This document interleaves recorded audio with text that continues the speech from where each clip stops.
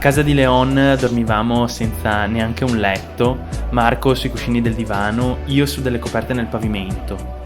Nonostante ciò abbiamo la fortuna di avere qualcosa che non ha nessuno.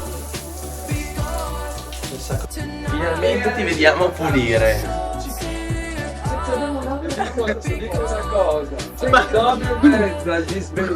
Ma cos'è?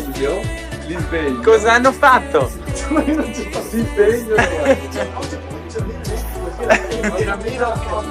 Credo che non ci siano posti speciali o persone speciali, ci sono solo dei momenti magici. Oh, siamo tutti fare.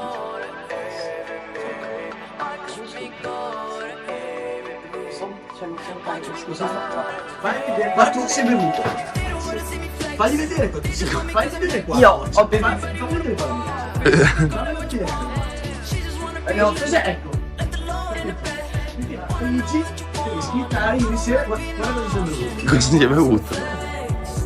Guarda, un po' loschi. Oh, però se te mi fai incazzare come ieri sera. Leo! Scusa, avevo un piccolo glitch.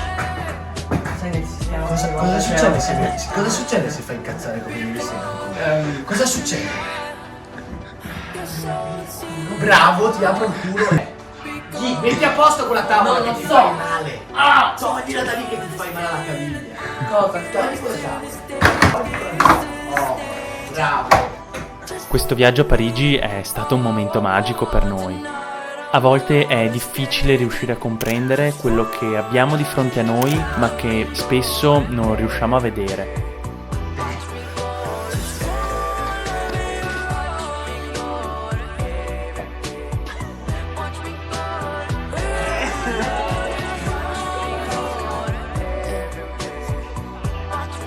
Su Skateboard TV, Skateboard TV.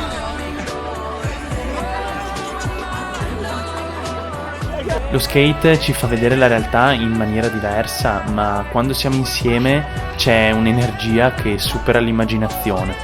E questa energia è la cosa più importante che abbiamo.